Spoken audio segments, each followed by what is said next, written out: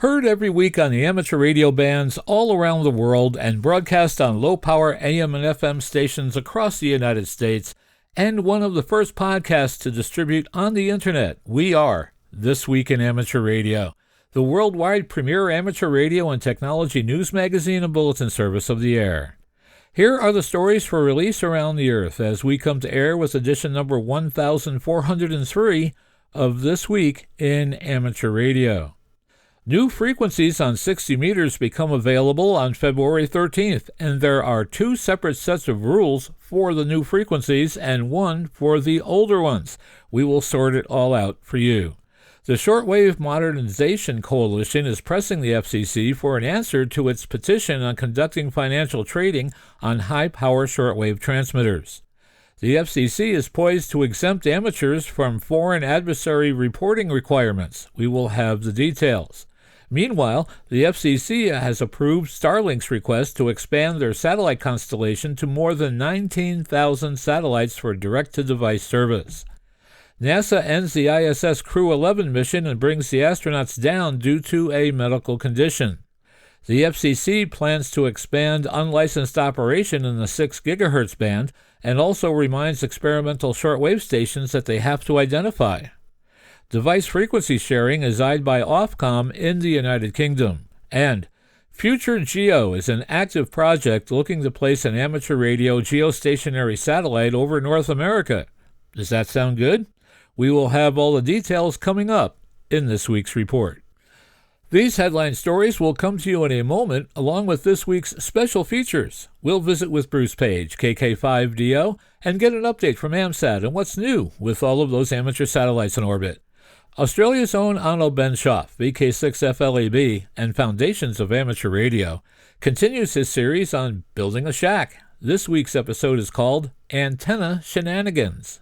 Our own amateur radio historian, Will Rogers, K5WLR, returns with another edition of Dead Electrical Dudes. This episode's stiff is Major Edwin Howard Armstrong. And we will stop by and visit with Bill Sawyers, AJ8B, in the DX Corner with all the latest news on DXpeditions, DX, upcoming contests, and a lot more. That's all straight ahead as North America's premier amateur radio and technology news magazine and bulletin service, This Week in Amateur Radio, takes to the air right now. Reporting from our snowy headquarters studio here just outside of Albany, New York, I'm George, W2XBS. And reporting from our news bureau in chilly Sandwich, Illinois, I'm Jordan Kurtz, Kilo Echo 9, Bravo, Papa Oscar. And reporting this week from our news bureau in central New York, I'm Chris Perrine, KB2FAF. And reporting from our news bureau just outside Rochester, New York, along the southern shore of Lake Ontario, this is George, Kilo Charlie 2, Oscar X-Ray Juliet. And reporting from our news bureau just outside Albany, New York, in the Geek Cave studios, I'm Rich Lawrence, KB2MOB. And reporting from our news bureau in Naugatuck, Connecticut, where we have cloudy weather, and I just got done checking into Roll Call. Every Saturday morning we do that on 7.255 on the East Coast Amateur Radio Service. I'm Steve Sawyer, K1FRC. And reporting from our news bureau in Salem, Ohio, this is Denny Haight, NZ8D. Reporting from our studio in Orland Park, Illinois, where the cold weather has me thinking about returning to Florida, I'm Mike Nickolich, K9DXM. And reporting from the Ham Shack TV studios in Knoxville, Tennessee, I'm Josh Marler, AA4WX. Coming to you from a rather nippy but still sunny Space Coast in Florida, I'm Ed Johnson, W2PH. And reporting from the subarctic temperatures of our True New York News Bureau, I'm Eric, Kilo Delta 2, Romeo Juliet X-Ray. And reporting from our radio outpost in the Catskill Mountains of upstate New York, where the recent thaw has turned the interstate highway into a 4-lane skating rink of black ice, I'm Don Hewlett, K2ATJ. And reporting from our news bureau in Fayetteville, Arkansas, where winter, better late than never, has finally arrived, I'm Will Rogers, K5WLR. Leading off our news this week, The new 60-meter frequencies approved by the FCC in December will become available to amateurs as of February 13th, 2026, along with the new power restrictions on those frequencies. John Ross, KD8 IDJ, is here to tell us all the details you need to know. It's a bit confusing as different rules apply to different segments of the band. The changes result from the FCC's action to approve a worldwide 60-meter amateur allocation made by the World Radio Communication Conference in 2015. As of February 13th, FCC-licensed amateur operators holding general class or higher licenses may operate on a secondary basis anywhere between 5351.5 and 53.66.5 kHz, subject to maximum bandwidth of 2.8 kHz and maximum transmit power of 9.15 watts ERP. Here's the confusing part. The existing 60-meter channels centered on 5332, 5348, 5373, and 5405 kilohertz remain as secondary amateur allocations with maximum power of 100 watts ERP. However, the old channel at 5358.5 kilohertz is eliminated, as it is now part of the new 5351 to 5366.5 kilohertz subband and subject to the lower power limit. For all 60-meter transmissions, emission bandwidth is limited to 2.8 kilohertz or less, and amateurs must not cause harmful interference to and must accept interference from stations authorized by the United States NTIA and FCC and other nations in the fixed service, and all other nations in the mobile service except for aeronautical mobile. Data or radio emissions in particular must be limited to transmission links so as not to cause harmful interference. Digital mode operators must be familiar with offsets in order to stay within the authorized frequencies. I'm John Ross, KD8IDJ. For the purpose of computing ERP, the transmitter peak envelope power is multiplied by the antenna gain relative to a half-wave dipole antenna. A half-wave dipole is presumed to have a gain of 1 or 0 dBd. Amateurs using other antennas must maintain their station's records, either the antenna's manufacturing data on the antenna gain or calculations of the antenna gain. Once again, the new FCC rules take effect on February 13th, which is 30 days after publication in the January 14th edition of the Federal Register. Chairman Brendan Carr said the FCC will act this month to enhance unlicensed use in the 6 GHz band. The FCC will vote to create a new category of unlicensed devices called GVP, or Geofenced Variable Power Devices, that can operate outdoors and at higher power than previously authorized devices, according to the announcement from his office headlined "President Trump Unleashes American Innovation with a 6 GHz Win." The announcement said the action promises more jaw-dropping innovations and massive consumer benefits for years to come, driving growth in wireless, Internet of Things, and related industries. The proposal has been pushed by tech companies Apple, Broadcom, Google, Intel, Meta, Microsoft, and Qualcomm. In 2024, the Consumer Technology Association told the FCC it supported the idea. Carr said in the announcement that consumers will benefit from better, faster, and more affordable wireless services. He said the plan enables consumers to benefit from supercharged Wi-Fi and a new generation of wireless and innovative smart devices. The Commission provided this explanation of the technology. Geofenced variable power devices promise to overcome technical and regulatory constraints of other low-power devices, such as low-power indoor and very low-power devices. GVP devices offer data rates suitable for reality and virtual reality, short-range hotspots, automation processes, and indoor location and navigation because they operate at significantly higher power than very low-power devices. These benefits will be made possible by restricting GVP devices from operating in exclusion zones on certain frequencies to protect incumbent licensed services from any significant risk of harmful interference. In addition to the pending order to create a new category of GVP devices, the FCC said it will seek comment on proposals that could provide more utility for unlicensed devices in the 6 GHz band. A group of petitioners continues to seek authorization of high-frequency financial data trading in the shortwave radio bands. The Shortwave Modernization Coalition is pressing the FCC for an answer to its petition, which was filed in the spring of 2023. The group is seeking the authorization to transmit on the bands between 2 MHz and 25 MHz under Part 90 of the FCC rules. A number of the bands being sought either include or are adjacent to amateur radio bands. The coalition's original filing drew substantial opposition from amateur radio operators and the ARRL, citing the potential for interference. The ARRL said that in 2024, the IARU's monitoring system detected what was believed to be HF trading interference on the amateur portion of 20 meters.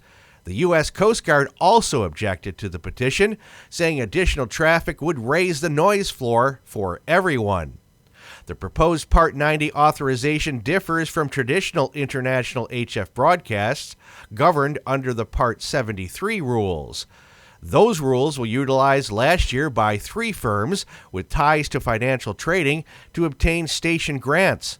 However, the FCC restricted those stations to broadcast operations, likely prompting trading firms to view the pending Part 90 petition as their only remaining path to secure spectrum for dedicated non-voice data. The SMC's petition has been pending since 2023, and based on the tenor of its latest FCC filing, it is growing anxious for some sort of answer from the Commission. A radio engineer from the 1920s could take a shortwave radio from the 1920s and transmit and receive voice signals today, the SMC wrote in a cost-benefit analysis filed to the FCC after a December meeting with the Commission. It is remarkable how little innovation has occurred in this band. The coalition is made up of 7 financial trading firms that ensure there is always a buyer or seller available for stocks and other financial products. Right now, SMC member experimental HF transmissions operate under Part 5 of the Commission's rules. The licensees are not permitted to provide commercial service, charge fees, or receive payments for products or services of the operation. Absent communications in the 2 through 25 MHz band, the SMC members would lose what has been demonstrated to be an extremely efficient and beneficial method of delivering data over long distances, the coalition wrote in its December filing. Granting Part 90 non-voice licenses would simply allow current experimental licensees to continue their operations that have existed without formal complaints or interference, it said. Moreover, the coalition believes the HF bands should be brought into the current practice of spectrum regulation, with the flexible use approach that the FCC has used to manage other bands. New technology through software-defined systems, the coalition said, has been engineered to find open channels without impacting existing spectrum users. This vital feature of how the band has been utilized means that any harmful interference with active federal users should not be a concern, the coalition wrote. Of course, not all current users of the shortwave spectrum agree with that assertion.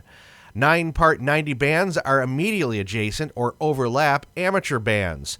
The Coast Guard, meanwhile, worries that the overall noise floor in the 2 through 25 MHz band will increase due to increased usage in the band.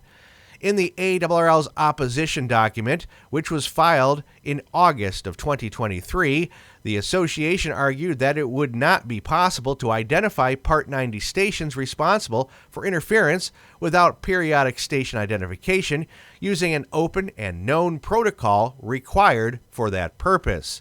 The International Amateur Radio Union's monitoring system, which monitors the amateur bands to identify transmissions sent by intruders, captured what is believed to be high-frequency trading in 2024, occurring in the portion of the 20-meter amateur radio band from 14,347.5 through 14,350 kilohertz.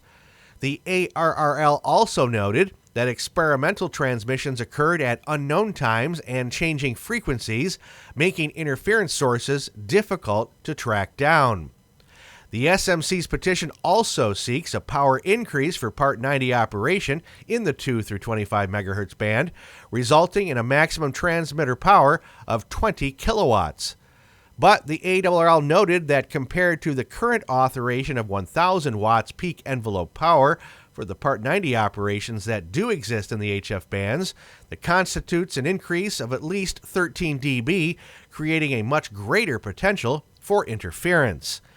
The ARRL also believed that the SMC's analysis was flawed by considering only ionospheric propagation and not ground wave interference, and using noise floor baselines that consider only residential noise levels, ignoring the lower noise floor of rural environments. Their equipment must also be able to transmit and receive on any assigned frequency in the band and capable of immediately changing frequency. SMC member companies stated their experimental stations have already been operating in such a manner. Ultimately, SMC seeks the grant of its petition and initiation of rulemaking process. At the urging of the ARRL, the National Association for Amateur Radio, the Federal Communications Commission is expected to exempt radio amateurs from foreign adversary reporting requirements. John Ross, KD8IDJ, is here to fill us in with all the details. These rules would have applied to citizens of the listed countries, including those living in the United States, who hold or are applying for an FCC license. On January 8, 2026, the FCC released a draft report and order, that's an RNO, expected to be adopted at its January 29th meeting that will, as requested by ARRL, exempt radio amateurs from requirements that would have applied reporting requirements to every FCC-authorized radio amateur subject to the jurisdiction or direction of a foreign adversary. This included any individual, wherever located, who is a citizen of a foreign adversary or country controlled by a foreign adversary, and it is not a United States citizen or permanent residents of the United States. Foreign adversaries are defined in the draft RNO as China, including Hong Kong and Macau, Cuba, Iran, North Korea, Russian Federation, and Venezuelan politician Nicolas Maduro. The draft liberally cites ARRL's comments agreeing that the nature of the amateur radio communication, as well as other individually licensed radio services, poses minimal risk to public communications networks that can drain the commission personnel and resources to process the collection, and attestations for each individual license would go far outweigh the benefit of the public or the agency doing so. You can read more at arrl.org. I'm John Ross, KD8IDJ. The Commission went on to say that we agree with the National Association for Amateur Radio, the ARRL, that while there is a need to protect national security where entities are engaged in commerce by providing networks, services, or equipment to the American public, where there is a possibility of sensitive information being surreptitiously accessed.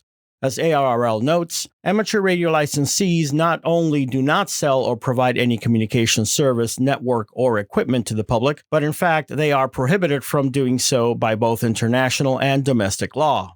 The risk to national security of foreign adversary control over these licenses is minimal due to the lack of connection to any of the nation's communications network used by the public.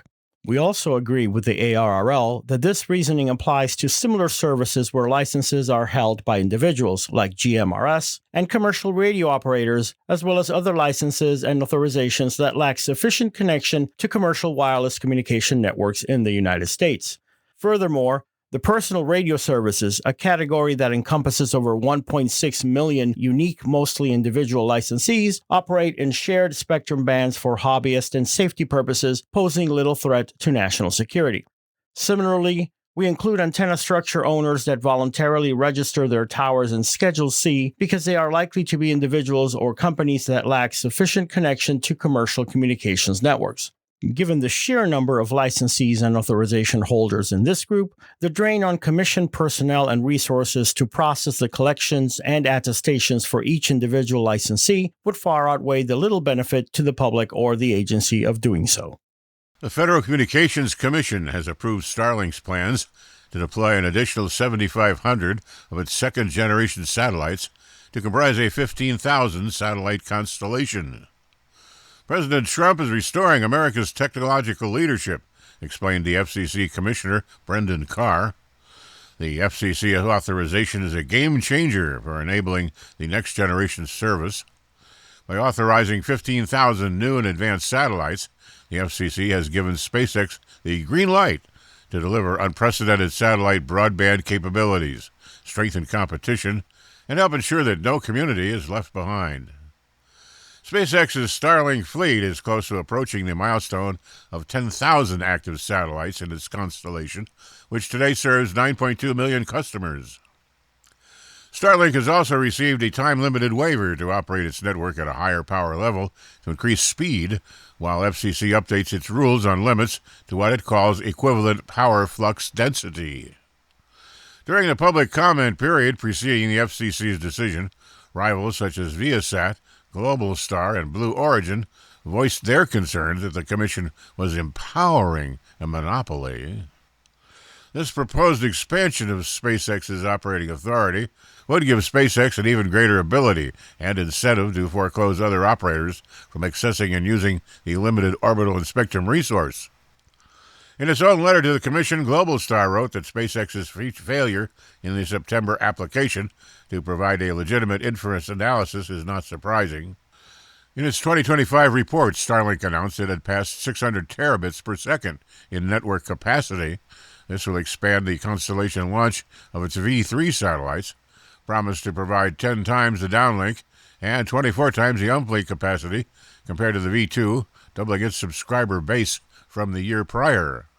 Meanwhile, Kyivstar has launched Starlink's direct-to-cell satellite connectivity service for its customers in the Ukraine. VEON subsidiary Kyivstar confirmed that the service will enable the carrier to bolster connectivity. In doing so, the Ukraine becomes the first European country to switch on Starlink's direct-to-cell service. NASA has brought some of the crew aboard the International Space Station back to Earth early due to medical concerns with one of the astronauts. NASA officials announced on Wednesday, January 7th, that they had decided to cancel an upcoming spacewalk due to a medical issue with an undisclosed crew member. Hours later, the agency indicated that it wasn't ruling out an early end to Crew 11's mission and confirmed that the unnamed crew member was in a stable, non-emergency condition. NASA officials finalized the decision to bring the astronauts home in an announcement on Thursday, January 8th. Mike Finke, KE5AIT, and Zaina Cardman, KJ5CMN, had been scheduled to step outside the International Space Station on Thursday at about 1300 UTC, kicking off a roughly 6.5-hour extravehicular activity. But that spacewalk was postponed. A follow-up statement from NASA said, "Safely conducting our missions is our highest priority, and we are actively evaluating all options, including the possibility of an earlier end to Crew 11's mission." That crew includes both Cardman and Finke, as well as Japanese astronaut Kimiya Yui, KG5BPH, and Russian cosmonaut Oleg Platonov. The crew was launched on August 1, 2025, and was not scheduled for return until mid-February, following the arrival of Crew 12. The early return of Crew 11 shouldn't cause any delays in the preparations to roll out and launch the agency's Space Launch System rocket for Artemis II, the first crewed mission to the moon in over 50 years, NASA Administrator Jared Isaacman said on Thursday, January 8th. Artemis II is slated to roll to the launch pad for a liftoff no earlier than February 5th. Crew 12 is currently scheduled for a mid-February launch, with Crew 11 previously slated for departure a handful of days after their arrival. Their early departure, however, has raised questions of NASA's ability to handle the logistics of sandwiching the Crew 11 return and Crew 12's launch around what is arguably NASA's biggest mission in over 50 years. The Federal Communications Commission made a subtle change last month that requires experimental high-frequency stations to follow its station identification rules. Now, previously, some HF experimental licenses were able to transmit without identifying by utilizing waivers. The licensees, which cover experimental operation in the 2 through 25 megahertz band, are available on a temporary but renewable basis. Experimental HF stations are known to run as much as 800 kilowatts of power, But until December, some licenses held waivers allowing them to operate without identifiers. However, in letters issued to licensees on December 17th, the Commission emphasized their obligations. These now include strict adherences to the identification rules. The Commission explained that an experimental radio station must transmit its assigned call sign at the end of each complete transmission, or at least once every 30 minutes in clear voice or Morse code, with all digital encoding and digital modulation disabled during station identification. The FCC's Office of Engineering and Technology said the letters were in response to interference complaints from incumbent spectrum users.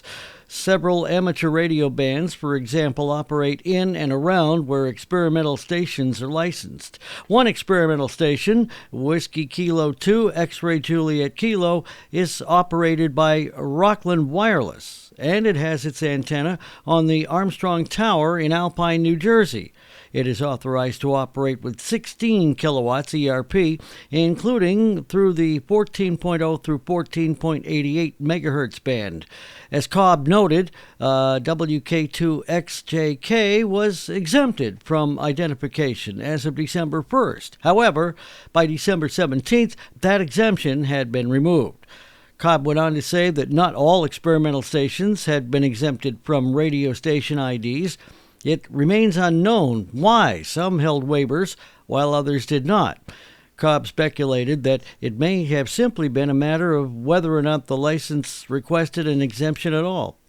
These licenses have drawn significant interest from the HF trading industry for sending data between the U.S. and foreign exchanges. While experimental HF stations can operate under Part 5 of FCC rules, the Commission states that licenses are not permitted to provide commercial service, charge fees, or receive payments for products or services operation. Experimental license records are normally public, but applications can petition to withhold commercially sensitive data. Cobb also reported that the Commission rejected requests from Skywave Networks to reveal confidential information in license applications through the Freedom of Information Act. DX Looked has released a new vocab view that makes professional-grade HF propagation predictions accessible to amateur radio operators for the very first time, without requiring technical expertise or specialized software. VOCAP, the Voice of America Coverage Analysis Program, is the gold standard for HF propagation prediction, originally developed by the U.S. government for international broadcasting. It uses sophisticated ionospheric modeling to predict which frequencies will work between any 2 points on Earth, based on solar activity, time of day, and seasonal variations. Until now, using VOCAP required command line tools and configuration files that put it out of reach for most hams. What makes DX Look's approach unique is how the vocab data is presented, using the same visual language as DX Look's reports view. If you already understand how reports works, you will understand vocab immediately. It presents the same colored arc showing propagation paths, same band indicators, same signal quality visualization. Zero learning curve. This release marks a significant evolution for DX Look as a platform. Until now, DX Look has focused on displaying real observed propagation data from sources like PSK Reporter, RBN, and WSPR-Net. With the new vocab view, DX Look adds the capability to display predictions alongside that real data, giving operators both what's happening and what's expected to happen. The vocab view is driven by real-time solar data, automatically adjusting predictions based on current smooth sunspot numbers. Predictions update hourly and cover all HF amateur bands from 80 through 10 meters. The vocab view is now live and available to all users at dxlook.com. DX Look is a real-time HF and VHF propagation visualization platform built by amateur radio operators for the amateur radio community. It combines live reception reports, space weather data, physics-based modeling, and professional-grade vocab predictions to help operators understand both current band conditions and expected propagation behavior worldwide. Hello and welcome to the DX Corner for your weekly dose of DX. I'm Bill, AJ8B. I mentioned previously that I would be addressing two issues, as I do at the beginning of each year. The first is my goals for 2026. The second are those contests that I plan to work in and why they will garner you some new band slots and potentially some all-time new ones.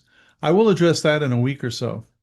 My dad in Elmer, KDWE, who is now a silent key, convinced me early on that the only person that I had to compete with on the bands was myself. I would never have the biggest station, the best antennas, the most power, etc., so I had to set goals that I could reach. During my career at Hewlett-Packard, I learned about stretch goals.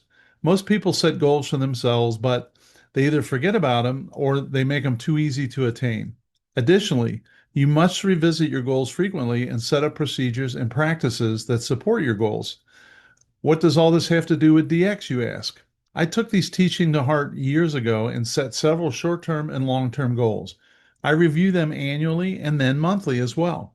I keep an eye out for those things that can help me achieve these goals and implement those things that I can. My 2026 goals include my two long-term goals: achieving DXCC honor roll. I'm 6 closer this year than I was last year. Exceeding 2,000 on the ARRL DXCC challenge roster. Well, I'm getting close. Short-term annual goals are participate in what I consider to be my 8 major contests: the CQ Worldwide DXCW, Sideband, the WPXCW and Sideband, the ARL 160 meter contest, the CQ 160 meter contest, the ARRL DX contest, and the 8th Area QSO Party. Exceeding my previous year's scores in the annual CQ Marathon. Increase my 160 meter DXCC count. And finally, work at least 6 entities every day via any mode. Doesn't matter, just work it every day. What are your goals for 2026? I thought sharing my list might challenge you to put some goals down on paper, which is really important to do, and then work toward that. I also thought overall this would be a great topic for this edition as we're starting out the year. If you don't have any goals but like to chase DX, I would ask you to consider participating in the CQ Marathon DX Chase. One of the great things about this award is that confirmation are not required. However, you really need to be honest because they're checking. The rules read, quote, QSLs are not required. The operator is expected to claim contacts only from stations the operator has every reason to believe are legitimate, and only to claim contacts in which an accurate two-way exchange was clearly accomplished. Scores will be adjusted by the DX Marathon Committee for claim contacts with pirates or any stations not considered legitimate. Submissions may be penalized or voided in cases of fraud or poor sportsmanship. Every QSO may be subject to verification by the DX Marathon Manager. Decisions of the DX Marathon Manager are final, end quote. And I'll tell you, they scrub it. They look for pirates, they look for dupes, they look for people working certain stations that weren't on the air at that time. However, they're easy to work with. They're a great bunch of guys led by WC3W, and it's a really fun contest. Well, let me share a little more detailed information with you about the DX Marathon, and this comes from dxmarathon.com. Starting January 1st of each year, the DX Marathon is the perfect answer for the DXer who needs the extra incentive to get on the air every day. Simply work as many countries and CQ zones as you can in each calendar year, regardless of the band or mode. Each country and zone counts only once. You can concentrate on working new ones rather than working the same ones on multiple bands and modes. Many awards are given for the top overall scores in multiple classes, including modes, bands, U.S. call areas, etc. Each year there are pirates, operations that are not approved, call signs that are copied incorrectly, and unusual operations that are valid. We attempt to document as many of these operations as possible, and you can check out the list of valid call signs, invalid call signs, and all call sign notes on their website. We encourage you to share your findings on pirates, illegal operations, or confusing call signs with the group. Please send your call sign updates to the DX Marathon Administrator, who is wc3wmark@gmail.com, wc3wmark@gmail.com. Many points are lost each year due to bad spots on the packet cluster network. We've assembled an extensive list of bad spots. Please check the list before entering any of the call signs on the web. Now, this all sounds like a lot, but it isn't, because your logging software typically tracks this and can submit it for you. Please check the USA/VE zones carefully. Use QRZ.com to check zones before submitting. The number in the call sign does not necessarily match the location. Did you know that West Virginia, for instance, which is a W8, is in Zone 5 when Michigan and Ohio are in Zone 4? Alabama, W4, is in Zone 4. Also, check Zone 2 submissions very carefully. When a prefix can count for more than one country, i.e. E51, double check your entry. Although you can use the same QSO for a country and a zone, if there is an error, 2 points will be lost in that case. We suggest using a different QSO for country and zone. Review your submissions carefully and make sure your logging program database is up to date. This list separates countries for the CQ Worldwide DX Contest and the CQ DX Marathon, and it's based on a combination of the ARL DXCC list plus additional entities is listed on the webpage. The total number of entities is 346, and of course the total number of zones is 40 for a maximum score of 386. This gives you a reason to work Canada, England, France, Spain, Germany, etc. again in 2026. You start with a clean slate and start all over again to better your score from the previous year. Also, you can start at any time during the year. I've been able to increase my score each year, even when sunspots were declining. So it's a great contest and it really gets you going. There is an excellent book that details one man's chase to win the marathon. That book, which is entitled A Year of DX by Bob Locker, W9KNI, is an excellent read whether you will be chasing countries for the marathon or not. He has some excellent tips on using gray line propagation, breaking pileups, etc. I've read it 3 times and I learned something every time.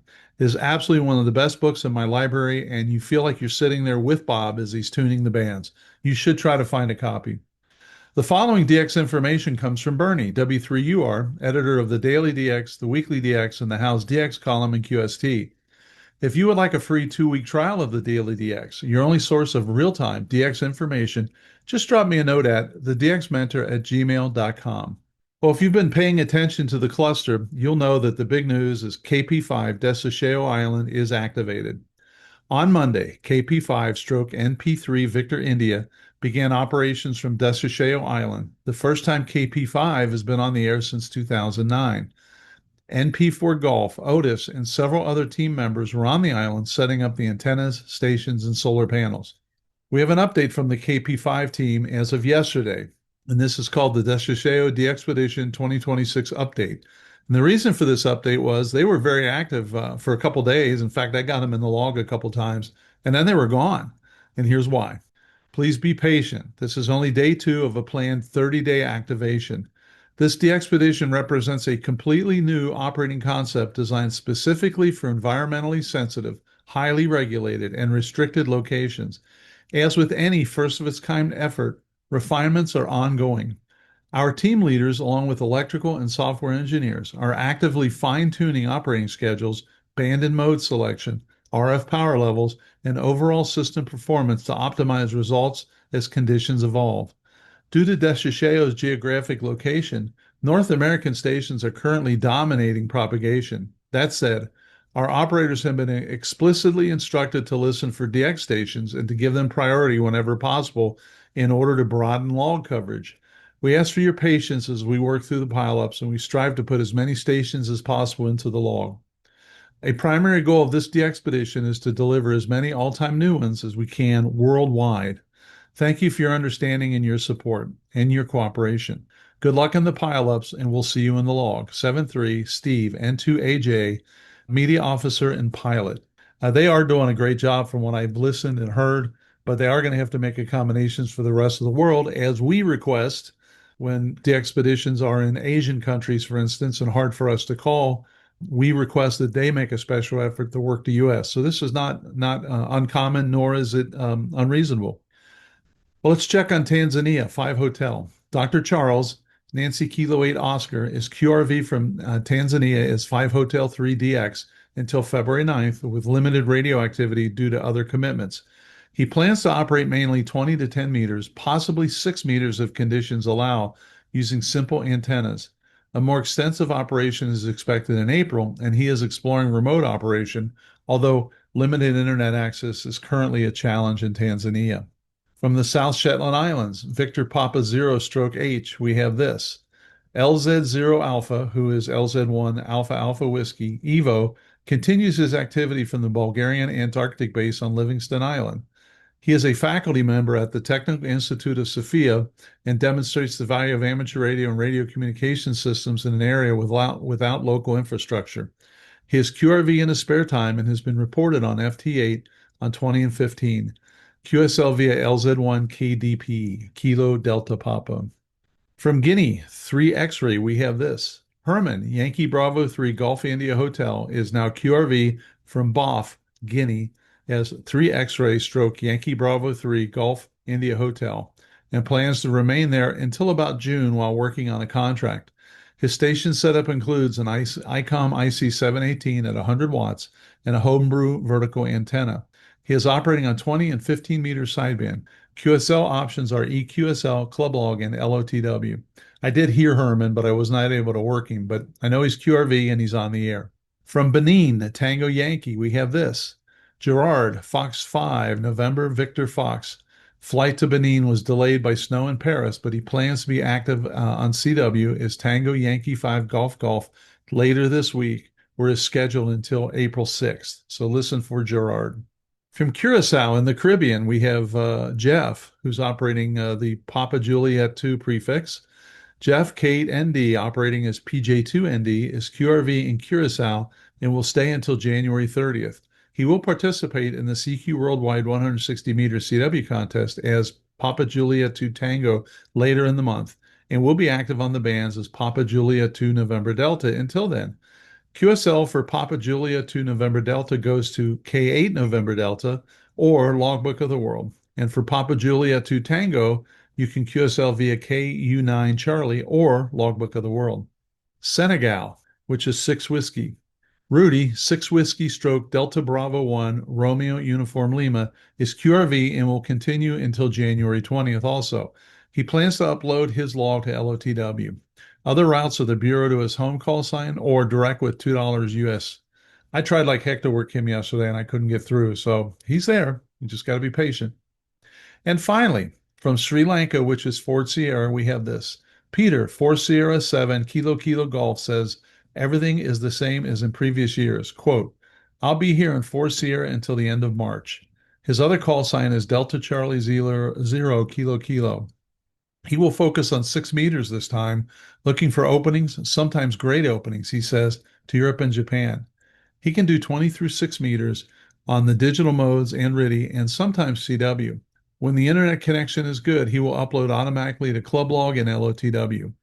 Alternatively, QSL Director or Bureau through the club, log OQRS, or he calls it direct with SASE and $2 to his German home QTH.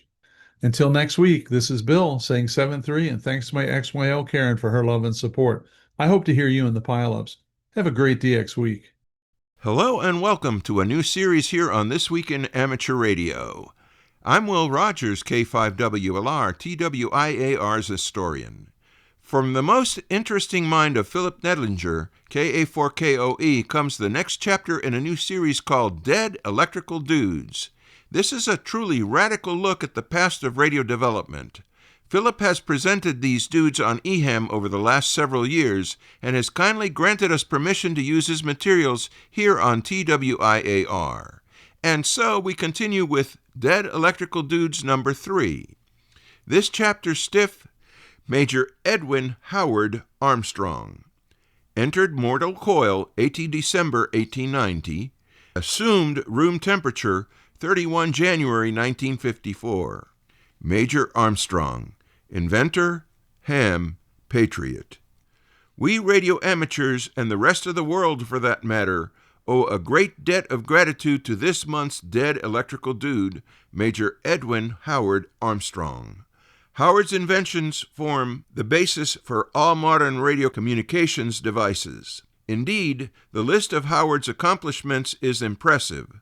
Unfortunately, Howard spent the latter part of his life in endless patent battles. In many people's opinion, including Philip's, these battles ultimately drove Howard to commit suicide. An in-depth discussion of the myriad legal wranglings is beyond the scope of this discussion. However, we will touch briefly on the landmarks of this pioneer's career and his troubles. 1913. Armstrong modified DeForest's triode amplifier tube circuit by feeding the output into the input, resulting in amplification of a radio signal thousands of times. If driven still further, the circuit acted as an oscillator. Armstrong termed this method of amplification as regeneration. DeForest sued in a court and ultimately won via a faulty ruling after 20 years. However, the scientific community generally regards Armstrong as the true inventor of regeneration. 1917.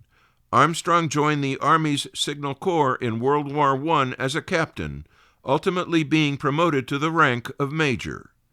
Armstrong developed the superheterodyne radio circuit as a solution to the problem of intercepting German tactical communications on the battlefield.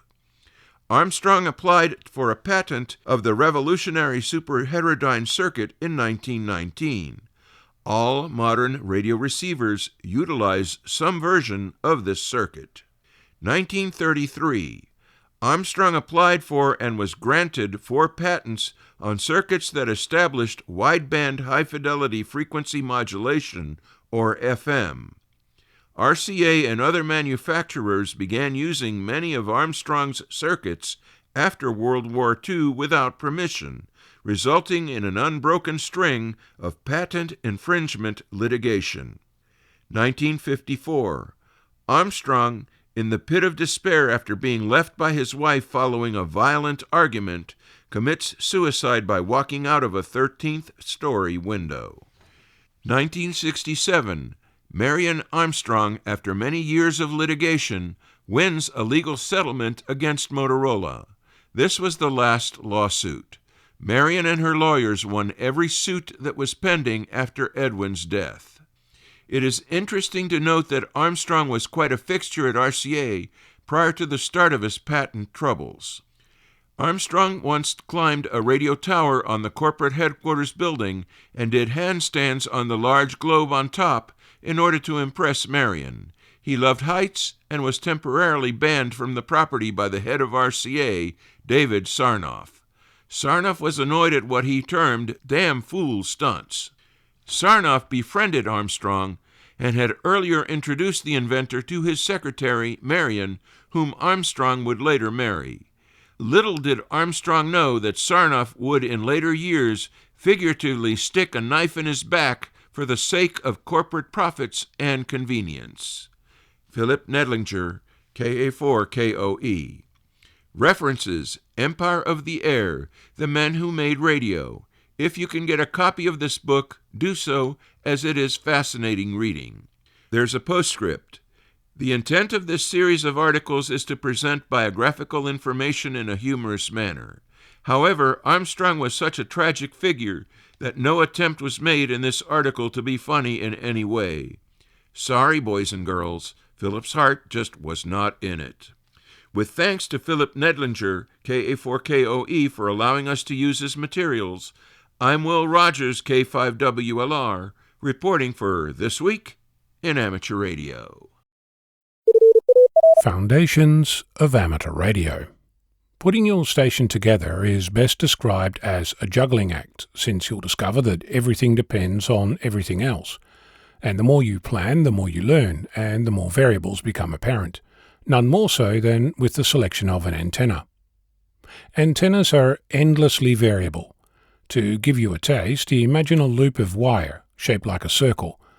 As you stretch the circle, it becomes an oval. If you pull on 4 corners, it's a square. Pull it tight between 2 points and it more or less becomes a single wire. In other words, one piece of wire can essentially make an infinite number of antennas. And we haven't even varied the material, length, thickness or coating. So, to discuss antennas is to embark on a lifelong journey of exploration. And me telling you to get one over another is not going to help. Instead, I'd like to discuss some considerations that you might not have encountered. The obvious issue of space is generally the first consideration. Then there's the neighbours and their sense of aesthetics, or lack thereof. There's local laws to abide by and sometimes permissions and permit requirements, though in many cases it seems that seeking forgiveness is a quicker route to success. Your mileage may vary. Talk to your local amateur club. There's the property owner to consider. If that's you, great, drill away. If not, you will need to tailor your antenna selection to the amount of renovations required. If you live in a restricted location where there are all manner of rules about the things that you cannot do, you might need to think carefully about your options. Stealthy antennas are a thing. As I've said previously, inside your roof might be an option, but there are others. Some examples to consider.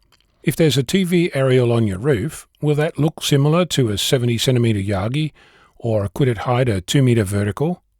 Do you have a metal gutter which might act as an antenna, or could you use Christmas light clips to hang a wire antenna from your gutters?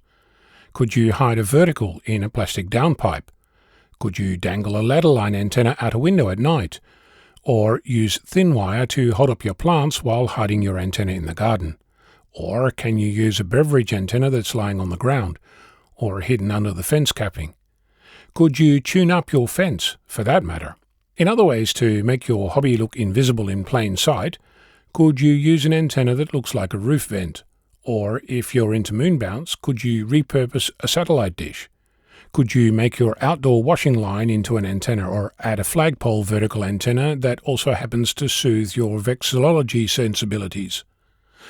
While we're talking stealth, you can paint your antenna to match the decor. To get your antenna up in the air, could you use a length of wood, a pool cleaning or painter's pole strapped to your pergola, gazebo, balcony railing, or some other existing structure? Can you use the edging of a shade sail? Professionally installed, it comes complete with mounting points.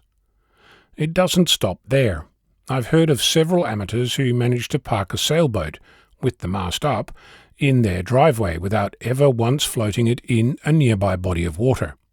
Of course, this is not exhaustive, nor is it meant to be. It's really a trigger to think about some options that you might not have discovered. In other words, if you need stealth, you can be creative rather than buy an antenna off the shelf. Speaking of buying off the shelf, there's nothing quite like buying a wonderful antenna, the answer to all your questions, only to discover that it needs tuning and tweaking, to the point where you might spend a year getting familiar with all its quirks. That's not to discourage you from picking that path, just to warn you that there is no such thing as the perfect antenna. If you are less space restricted, building a tower or a mast, the difference being that a tower stands all by itself, like the one in Paris, a mast needs guy wires to keep it up. You'll likely need to consider failure, engineering standards and concrete, not to mention maintenance. So, how do you go about selecting the perfect antenna to suit your needs? In the same way that a magician pulls a rabbit from a hat. In other words, there's a trick. It's pretty simple. Start small. With that I mean start with a simple wire antenna. It will achieve a number of things that only experience will give you. For starters, it will prove that your shack works, as in end to end. That might not sound like a big deal, but there are many different moving parts in building a successful shack. Making your first contact is going to be a milestone worth logging. More on that another day.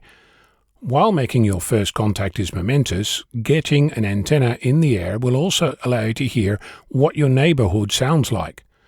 Is it completely RF quiet? In which case, where do you live and do you have a spare bedroom?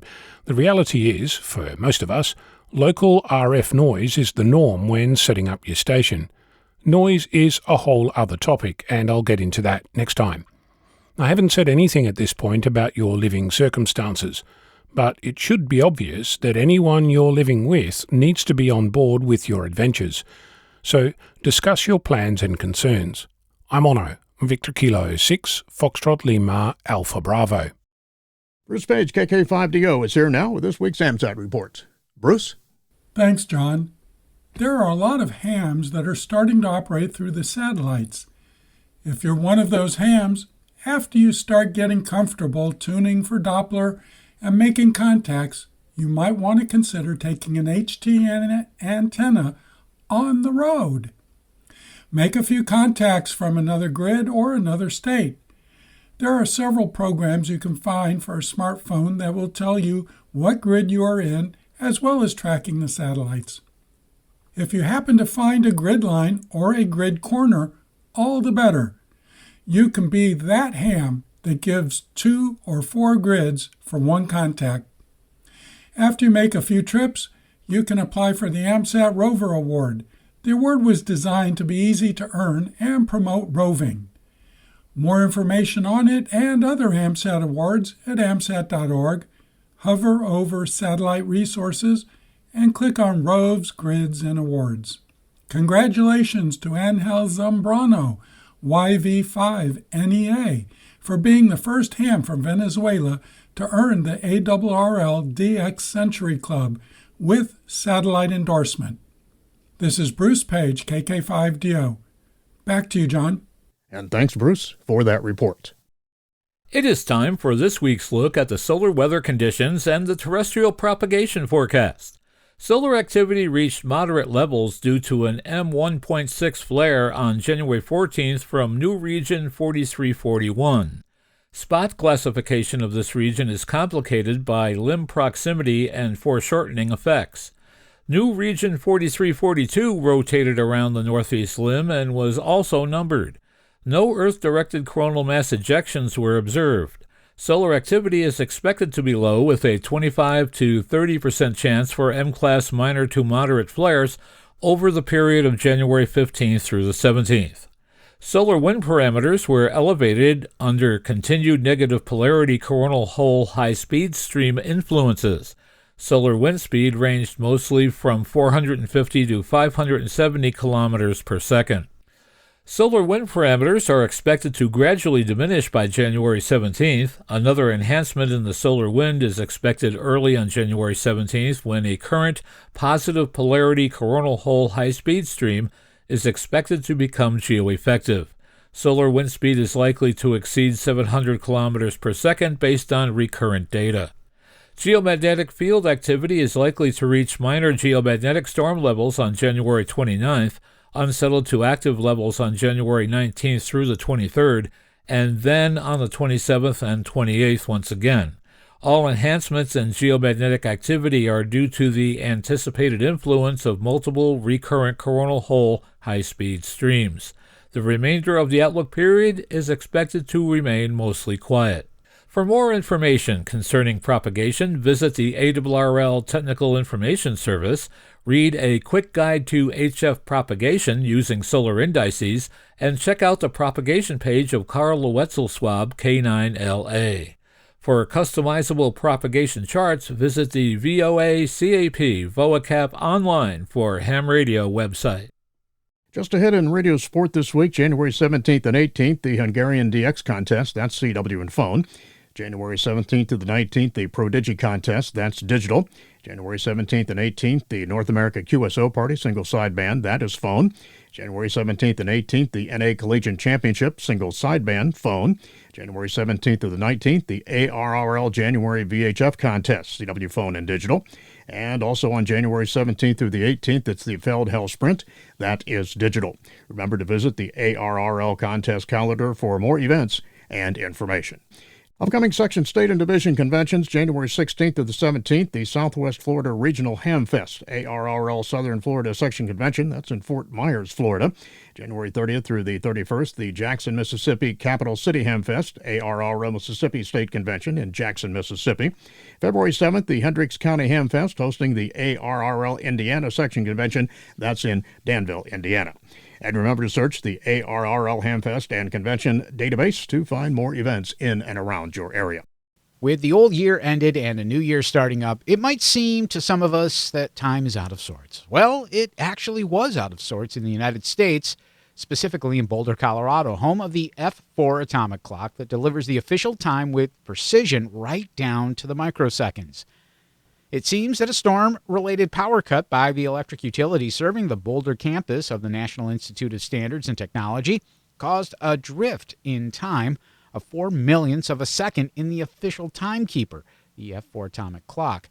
Those moments are immeasurable and of little importance to most of us, except for those who rely on precision in data centers, global positioning systems, aerospace, telecommunications, and the Network Time Protocol Service, the time resource for computer systems.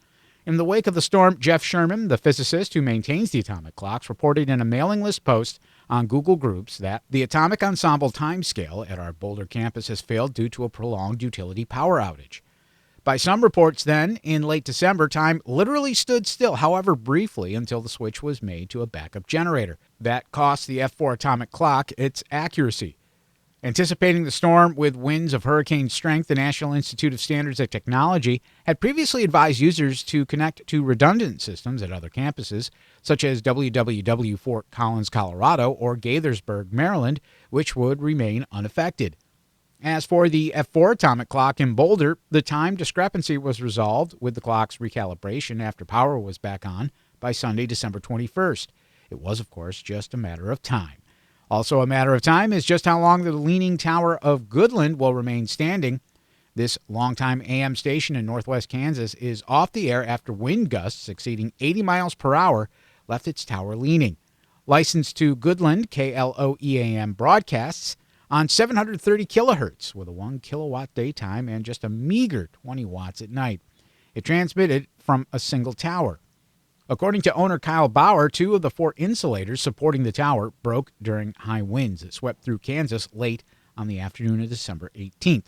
A 3rd insulator broke days later. Noise on the frequency is bothersome enough when you're attempting to contact a much-wanted DX, but noise on frequencies used by commercial aircraft can shut commercial airspace down, as it did earlier this month in Greece. Flights into Greece were temporarily grounded, delayed, or diverted this month after an unexplained noise was heard over radio frequencies that are used to communicate with aircraft. The air traffic radio blackout caused a loss of all frequencies, according to reports from the Association of Greek Air Traffic Controllers.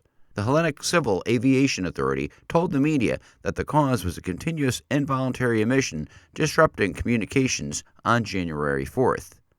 Authorities said they were able to rule out any likelihood of a deliberate attack, but they were continuing their investigation into what they called an unprecedented outage. It was suspected that the 2-hour standstill was the result of some unknown technical issue.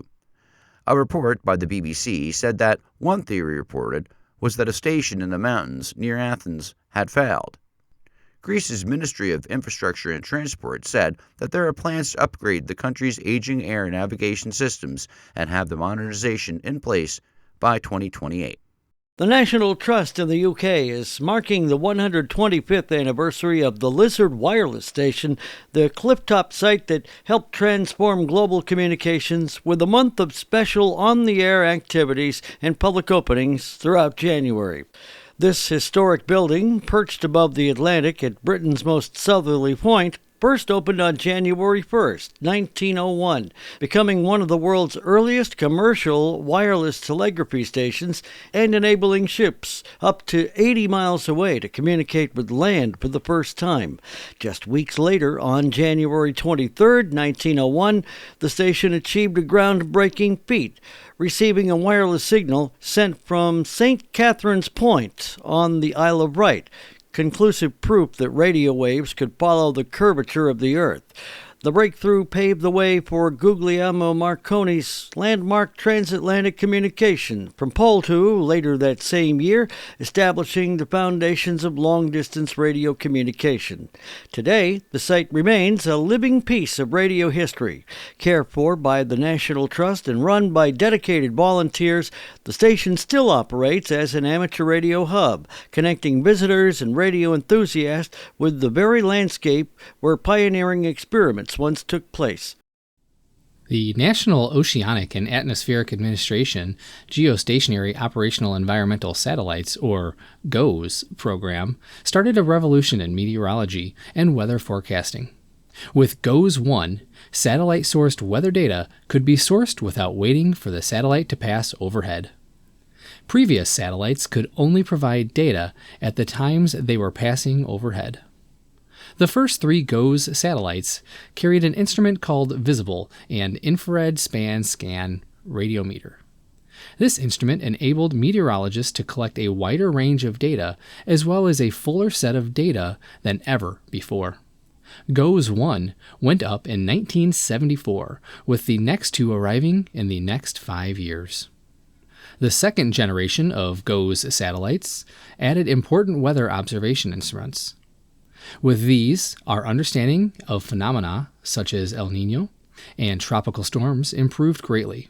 Furthermore, beginning with GOES-7, an RF receiver was added as part of the search and rescue satellite-aided tracking system. From 1994 to 2001, the third-generation GOES satellites reached orbit. Innovations included the ability to narrow the area under observation to better understand local weather events. GOES-12 also included the Solar X-ray Imager instrument, which added a full-disk X-ray observation of the Sun to the toolkit of space weather watchers. Generation 4 satellites, called GOES-N, ushered in improvements to positioning with star tracker instruments. With these, the location of weather events could be more precisely determined. The extreme ultraviolet sensor added to space weather observations. Scan rates were quickened to 1-minute scans, which aided in understanding severe weather outbreaks and issuing warnings. The current generation of GOES satellites, known as GOES-R, added a variety of capabilities. These satellites feature the ability to narrow in and zoom out from local to global views with a choice of scan rates. Fire detection instruments were added for the first time ever on a geostationary satellite. Many hobbyists enjoy receiving direct L-band downlinks from these satellites. If you're visiting the Orlando Hamcation Fairgrounds between the 13th and 15th of February, and you're bringing along an APRS-enabled device, tune it to 147.585 MHz using a path of TEMP1-1. That will get you into the Digipeater being set up by the Daytona Beach Amateur Radio Association, enabling you to connect with others at Hamcation, sending and receiving messages.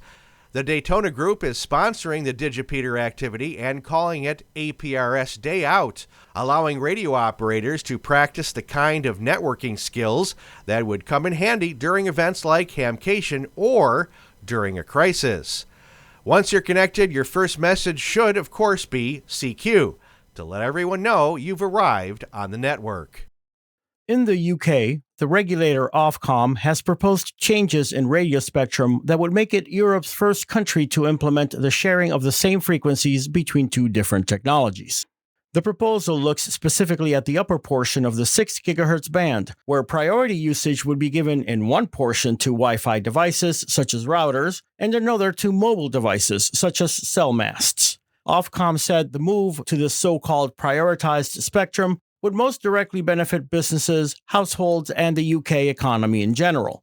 The change would affect indoor and low-power Wi-Fi and any higher-power Wi-Fi under the control of an automated frequency control system as protection against interference. The regulator will be accepting comments on the proposal no later than March 20th, 2026.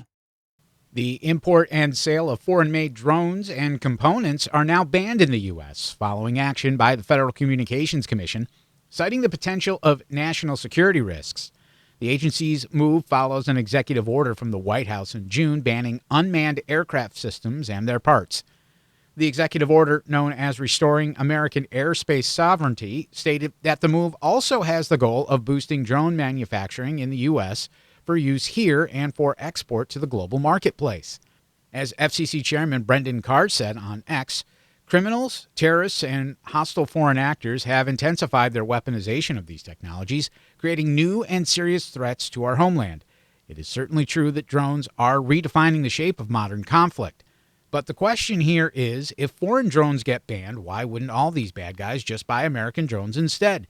It's not clear how the prohibition solves the purported problem. To be clear, this ban only affects any future drone models designed outside the U.S. In other words, anything you can buy right now will continue to be on sale. It's just that any newer models will not be certified, so going forward, only old foreign drones and new domestic ones will be available. Take that, terrorists! However, the military and Homeland Security Services can still request waivers for specific models they want, and given that many first responders use drones these days, it wouldn't be surprising if they get waivers too. But part of the reason those American companies struggle is because they are fighting the established dominance of foreign drones, specifically from China and even more specifically from DJI. This one company commands upwards of 70% of the entire world's drone market. Its products are cheap, reliable, and capable. However, in this world of trade wars and Taiwanese tensions, relying so heavily on a Chinese company is a potential risk. Besides, they might not be secure. The Army banned DJI drones in 2017 for cybersecurity reasons, and they might even be sending all their information back to the Chinese government, per CNN. So the Trump administration appears to have just taken a hammer to the whole situation. Bad drones go away. The problem, of course, is that leaves everyone who uses them in the lurch. Drones are a huge market, estimated to be about $6 billion in the U.S. As an example, drones have become critical to agriculture in a way that cannot be cheaply replaced. The good news is that everyone can still buy the same old models they have been. The bad news is they'll never get all the cool new stuff that the rest of the world will get. To catch up, America will need to build competitive capabilities at a competitive price. Robert W. Bob Jones, DE7RWJ, a former top official of the International Telecommunications Union, passed away on January 7th at the age of 82. His early fascination with amateur radio led to a career in telecommunications and engineering. Jones was the Director General of the Canadian Radio Communications and Broadcasting Regulatory Branch from the 70s through the mid-90s and led the Canadian delegation to various ITU conferences when he was elected as a director of the ITU Radio Communications Bureau. He served in that leadership post from 1995 to 2003. Jones continued his involvement with ITU as a member and the Radio Communications Board from 2007 to 2010 and received an ITU Silver Medal at the end of his term. Jones was an active amateur, first licensed in 1959 as VE3 CTM, and International Amateur Radio Union Secretary Joel Harrison noted, W5ZN. ARRL President Rick Roderick, K5UR, noted that Jones will be remembered during a moment of silence for Silent Keys at the end of this week's ARRL Board of Directors annual meeting. A celebration of life for Jones will be held Saturday, January 27, in Kelowna, British Columbia. The service will also be live streamed. Moody Bible Institute's 90.1 WMBI-FM in Chicago is currently operating at 10-kilowatt transmitter power output due to interference with communications equipment at nearby Chicago O'Hare International Airport. The flagship station of the Moody Radio Network, WMBI-FM ordinarily operates with 100 kilowatts effective radiated power. The issue stems back to November. The station went off the air completely after being notified by the FCC that the Federal Aviation Administration detected an aspect of its 90.1 FM signal causing minor interference with local air traffic control. Moody said that the FAA recently introduced communications that are highly sensitive to background noise. As a result, WMBI must filter out spurs as low as 80 dB at 133 MHz. While some amateur radio groups in North America are getting ready for Winter Field Day, the cold weather equivalent of the ARRL's annual emergency preparedness event in the summer, one club in California is taking the exercise a few steps further. The Tehachapi Amateur Radio Association, AC6EE, is calling the event the inaugural Wintertide Disaster Outreach. This year's exercise on January 24th is combining all the basics of this important amateur radio preparedness drill with roles for the public safety and disaster response agencies that they customarily work with during crisis. That means the Salvation Army, local search and rescue, and representatives from the city of Tehachapi will be among those on hand. The group's field day coordinator, Teresa Scott, W5ILP, and its public affairs officer, Micah Martin, KN6VUT, told the Tehachapi News that including the community partners simply made sense this year since they are part of the real-time response team with the hams when calamity strikes. The group is also hoping that bringing this expanded public visibility to Winter Field Day might also inspire more people, including spectators who come to learn more, to pursue their amateur radio licenses. Micah told the newspaper that the Winter Field Day Association, which supports this exercise every January, was not aware of any other Winter Field Day events that had planned such a wide-ranging involvement this year. It's being done for a good purpose, according to Teresa, who told the newspaper, "We really want to encourage people to get on board with this. It can be a life-saving tool." In 2026, ARRL is commemorating America's 250th birthday with a year-long on-the-air celebration. John Ross, KD8IDJ, joins us now with all the details on the special event. The America 250 Worked All States WAS Award. Running from January 1st through December 31st, this special operating event challenges amateurs of all license classes to contact all 50 U.S. states and confirm those QSOs via ARRL's Logbook of the World. Modeled after the classic WAS Award, America 250 WAS encourages activity across nearly every band, from LF through microwaves and on CW, phone, and digital, accumulating in a commemorative, frame-worthy WAS certificate. Participants can pursue America 250 WAS in many ways, with endorsements recognizing achievements by band, by mode, triple play, all three modes, by satellite, and by contacting ARRL-affiliated club stations in all 50 states, and by contacting W1AW Portable in all 50 states. Throughout 2026, the iconic W1AW call sign will be loaned to stations nationwide, activating each state twice during the year. All confirmations are handled through the Logbook of the World, making it easy to track progress and apply for awards and endorsements. I'm John Ross, KD8IDJ. ARRL members can read all the details in the January-February 2026 issue of On the Air magazine. Nominations are now open for the 3 Heritage CQ Magazine Halls of Fame, each now administered by a different person or organization. The Heritage CQ Amateur Radio Hall of Fame honors individuals who have made significant contributions to the amateur radio hobby. More information is available on the hamgallery.com website. Nominations should be sent by February 28 to Tom Roscoe, K8CX, at k8cx@hamgallery.com. The subject line should include CQ Amateur Radio Hall of Fame. The CQ Contest Hall of Fame, administered by the Worldwide Radio Operators Foundation, recognizes amateurs who have made major contributions to the art of radio competition. Details are available on the WWROF website. Nomination deadlines are March 1.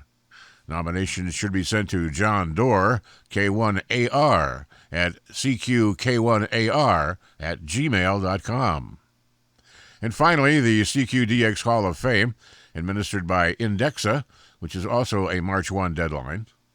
This recognition honors those who organize major DXpeditions or make other significant contributions to DXing. Nominations should be sent to Bob Schenk, N200, at n200@comcast.net, with CQDX Hall of Fame in the subject line. Inductees to all 3 Halls of Fame will be announced at the Dayton Hamvention weekend in mid-May. Kern Wi-Fi has delivered what it describes as Australia's first carrier-grade Yaesu IMRS network, linking multiple amateur radio repeater sites across the VK region over an IP background. The rollout centers on Yaesu's Internet-Linked Multi-Repeater System, or IMRS, which connects digital voice repeaters via an IP network. Kern Wi-Fi built the backbone using techniques more commonly found in commercial telecommunications networks than in amateur radio deployments. Amateur radio groups in Australia typically link repeaters using radio frequency paths or basic Internet connections, approaches that can limit redundancy and security. Kern Wi-Fi's design introduces higher levels of routing control, segmentation, and failover. The backbone uses OSPF for internal routing and BGP for external connectivity, with Ethernet over IP tunnels between repeater sites. Quality of service policies prioritize audio traffic across the network. The design includes dual ISP connectivity for failover. Each repeater site operates on isolated VLANs, with firewall rules restricting traffic, and uses industrial-grade routers and switches. Additional sites can be added without major redesign, positioning the deployment as a template for future repeater links and digital mode integration. Volunteer-run repeater infrastructure often relies on mixed backhaul arrangements, creating inconsistencies across sites. Kern Wi-Fi applied stricter controls across the backbone, including VLAN segmentation to isolate repeater traffic, encryption and firewall policies to reduce unauthorized access, and centralized monitoring to limit on-site maintenance.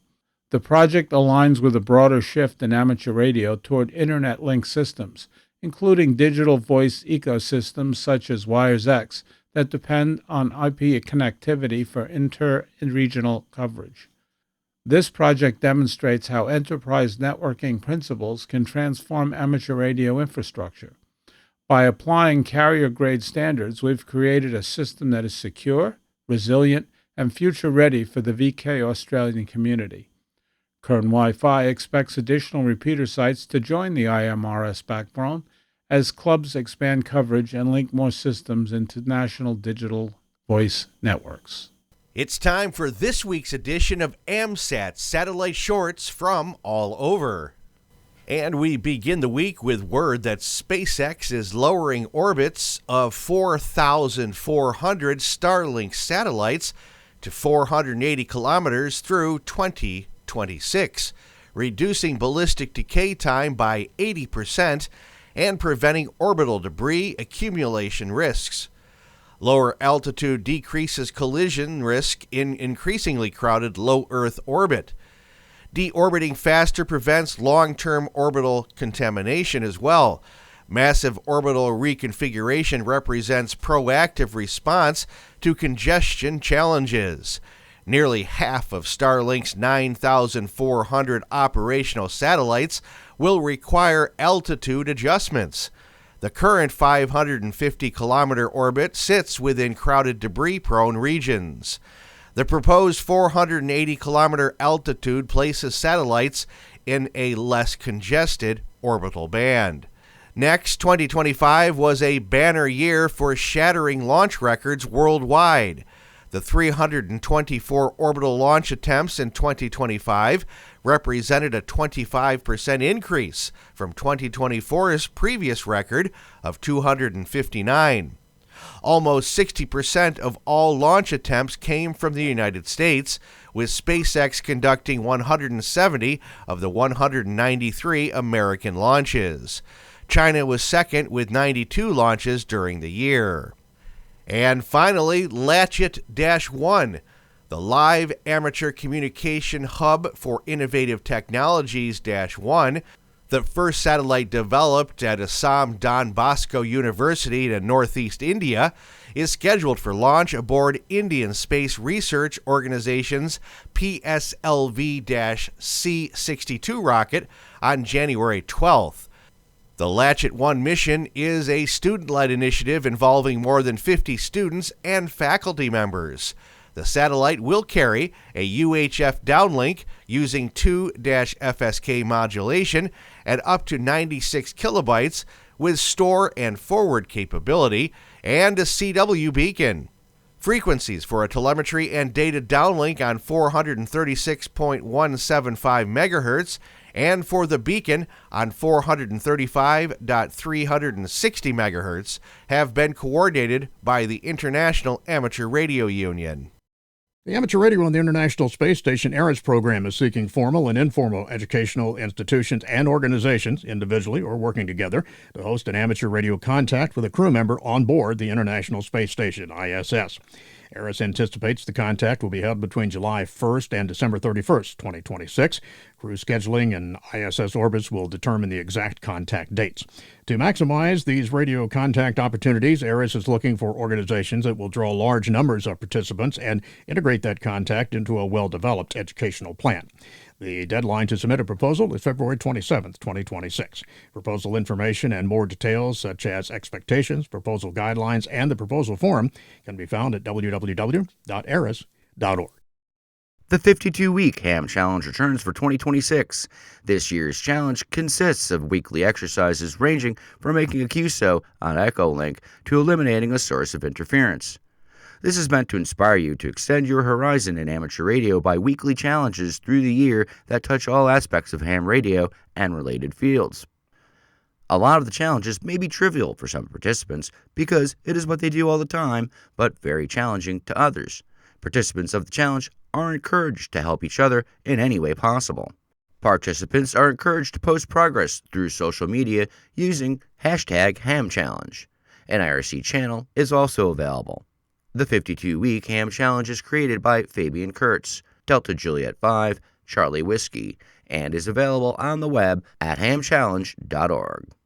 As of January 1, the landscape for drone operators has also changed in the UK under new Civil Aviation Authority regulation. Each drone to be sold must carry class marks that reflect compliance with that particular aircraft's technical and safety standard. The class marks are similar to those used in the European Union and cover where and how the drone can be flown.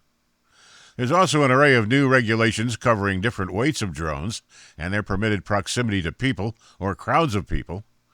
Drones carrying cameras and weighing at least 100 grams are also required to have a flyer ID. A remote ID is also required to transmit the drone's ID and its location while airborne. The new regulations apply to drone use by hobbyists as well as professional. The class-based regulations do not apply to drones purchased before the 1st of this year. They will instead operate under a weight-based rule. For specific rules, visit caa.co.uk/drones. Amateur radio on the International Space Station, ARIS, is pleased to announce the U.S. schools or host organizations newly selected for 2026 ARIS contacts. A total of 2 of the submitted proposals during the recent proposal window have been accepted to move forward in the processes of planning to host a scheduled amateur radio contact with crew on the International Space Station.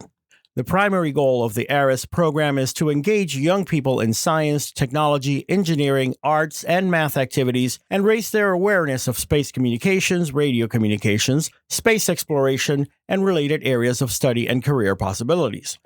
The ARIS program anticipates that NASA will be able to provide scheduling opportunities for the 2 U.S. host organizations during the July through December 2026 period. They are now at work starting to implement their 4 to 6 month education plan, which was outlined in their proposal.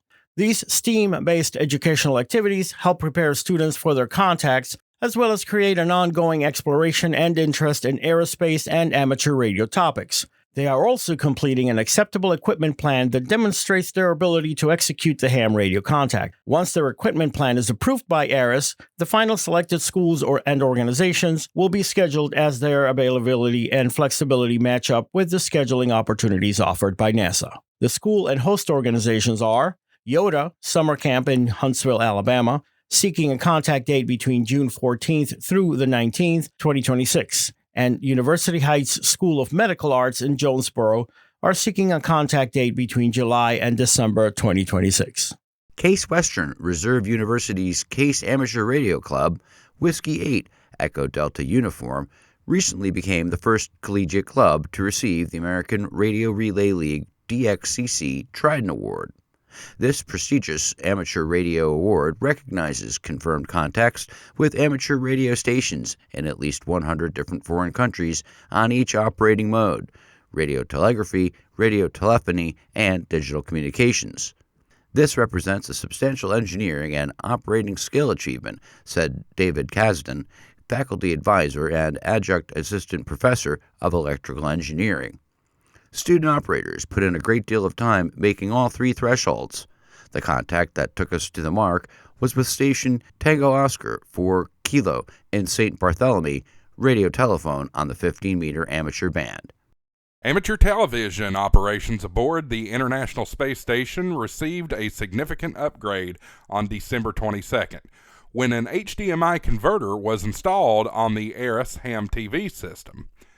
The new hardware expands video capabilities for ham TV and supports the use of a broader range of onboard cameras during future educational contacts.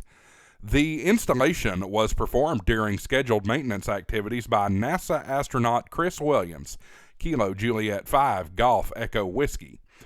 ARIS reported that the HDMI converter can generate a video test signal when the system is in standby mode, providing clear visual indication of system readiness and video path functionality. The December upgrade builds on Ham TV's return to operation earlier in the year. The Ham TV unit was installed aboard the ISS on July 29th by astronaut Johnny Kim, Kilo Juliet 5 Hotel Kilo Papa, after several years of offline for repairs. Following installation, ARIS confirmed acquisition of signal reports from amateur stations as the system began transmitting a carrier on 2395 MHz, with continued testing through August confirming stable carrier operation. Those efforts led to successful video use during an educational contact on October 18th with scouts in the United Kingdom. During that event, Johnny Kim, Kilo Juliet 5 Hotel Kilo Papa, answered student questions while appearing live on station via Ham TV. Pre-contact testing included tone and color bar transmissions, followed by a successful live video downlink from the ISS. In the days following the December 22nd maintenance activity, amateur observers again reported reception of color bar test signals, confirming proper operation of the video chain. On December 23rd, amateur operator Scott Chapman, Kilo 4 Kilo Delta Romeo, reported successful reception of Ham TV test video during an ISS passover North America, documenting decoding of a video test pattern using a 1-meter S-band dish. Ham TV uses a DVB-S digital amateur television transmitted on 2395 MHz, and reception typically requires a 2.4 GHz capable antenna, a low noise amplifier, and a compatible DVB-S receiver or software-defined radio. With the HDMI converter installed and testing complete, ARIS has indicated that further Ham TV activity is expected during educational contacts in 2026. For those interested in receiving Ham TV, Scott Chapman has published a community guide describing one method of decoding and recording Ham TV test video using SatDump and VLC media player. Additional technical background, reception reports, and ground station information are maintained by the British Amateur Television Club. The Fredericksburg Repeater Operators Group, a group of amateur radio operators in Gillespie County, Texas, now have their radio repeaters operational on solar power. Thanks to a grant from the ARRL Foundation, the repeater site can remain on the air without interruption during critical events despite loss of commercial power. For many years, the group has provided amateur radio repeater services to the community. It also maintains a set of repeaters located at nearby Methodist Hospital Hill Country in Fredericksburg to be used in times of public need, such as the solar eclipse events of the past few years, severe weather events, and fires. These repeaters provide backup communication should such be needed. One of the 5 hams who worked on the project, D. Hester, K7UD, said this means they will have communications during any kind of emergency event. The site is in a great location, and we have 3 repeaters operating 24/7, said Hester. Over the past 3 years, we had at least 2 events, a major fire and an ice storm, and without power, where communications were not possible. Hopefully, we are now better prepared, and it won't happen again. Hester added that the site will also benefit the Amateur Radio Emergency Service as well as the Radio Amateur Civil Emergency Service. For more information, visit the group's website. AMSAT is offering a limited-time promotion for new and renewing members that includes a free digital copy of Getting Started with Amateur Satellites. The promotion is being offered as AMSAT begins the 2026 membership year. Anyone who joins or renews their AMSAT membership during the promotional period will receive a download link for the latest edition of Getting Started with Amateur Satellites in their membership confirmation email. The guide is designed to help radio amateurs understand the fundamentals of satellite operation and serves as a practical reference for both newcomers and operators returning to the hobby. In addition to this limited-time promotion, AMSAT membership includes a subscription to the AMSAT Journal, access to archived issues, discounts on selected items in the AMSAT online store, and opportunities to participate in AMSAT elections, committees, award programs, and other AMSAT activities and programs. Members may also access archived proceedings from past AMSAT Space Symposiums through the AMSAT member portal. Beyond these tangible benefits, AMSAT membership supports the development, launch, and operation of amateur radio satellites, along with education and outreach efforts. Joining AMSAT is not just about individual benefits, it is about being part of the community that builds and operates amateur satellites for radio amateurs worldwide. As AMSAT looks ahead to 2026, the promotion helps launch another year of growth and opportunity for amateur radio in space. VU2AF, Adolph Shepard, and Linux in the Ham Shack host Russ Woodman have become silent keys. An enthusiastic CW operator who was also widely known for having a warm and dignified voice on the air, Adolph Shepard, VU2AF, believed in extending friendship through the airwaves. Those who joined him on the evening HFNet, AirNet India, looked forward to the welcome they always received from him as net control. Adolph's enthusiasm and hard work also credited with having transformed a modest regional hamfest into what is now known as Hamfest India, a popular national event. Meanwhile, family, friends, and followers of the popular Linux and the Ham Shack podcast are also grieving the loss of its host, Russ Woodman, K5TUX. Russ became a silent key on January 14. His death came 16 days after being hospitalized for complications from the flu. His wife, Cheryl, a W5MOO, posted daily updates on his condition on Facebook. The news hit the family and his friends hard. On his YouTube channel, Russ tells his viewers that although he first began Linux in the Ham Shack to give amateurs the options beyond using a closed-source software, his efforts gained momentum and expanded into podcasts, video tutorials, and other activity. For more than 15 years, his podcast had been co-hosted by numerous fellow amateurs, including his wife, Cheryl. Russ was first licensed in 1993. He was 56 years old. And our final story this week. You might not know it, but plans are currently in progress to launch a geostationary amateur radio satellite that would provide multi-mode communications coverage to Europe and most of North America.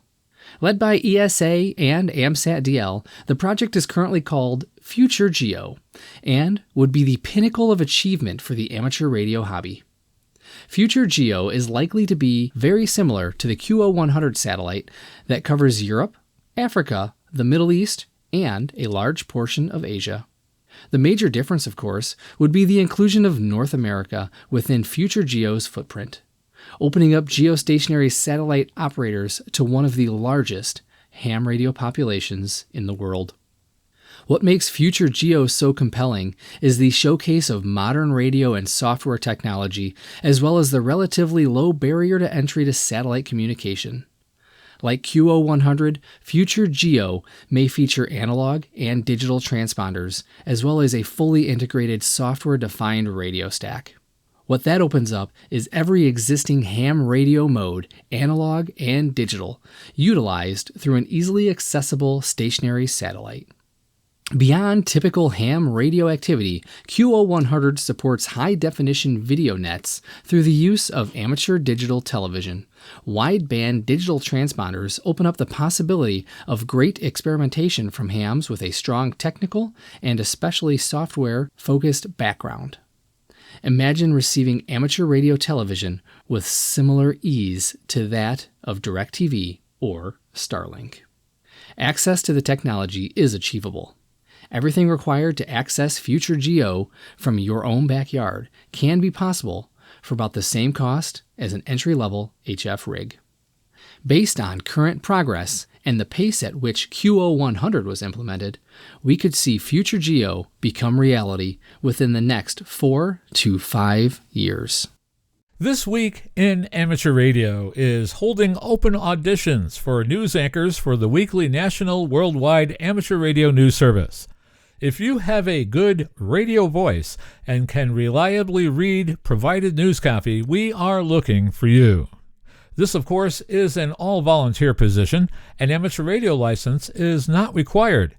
You must have a high-quality microphone, headset mics are not used, and be familiar with audio editing software to record and edit your finished news stories before uploading. If you would like to try out for a weekly or bi-weekly anchor position with North America's premier amateur radio news on air and podcast, please send an email to our producer, George, W2XBS.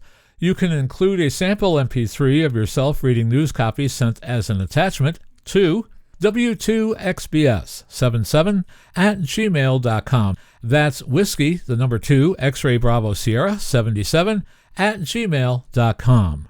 Be sure and use Anchor Audition in the subject line. Please include your phone number and a good window of time for a callback to discuss your submission and our operating logistics to see if This Week in Amateur Radio is a good fit for you. We hope to hear from you soon. This Week in Amateur Radio is heard on nets and repeater systems all around the U.S. and around the world on great operations like WA0RCR from the center of the U.S., Wentzville, Missouri, where This Week in Amateur Radio is proud to be part of the legendary Gateway 160-meter net report each weekend.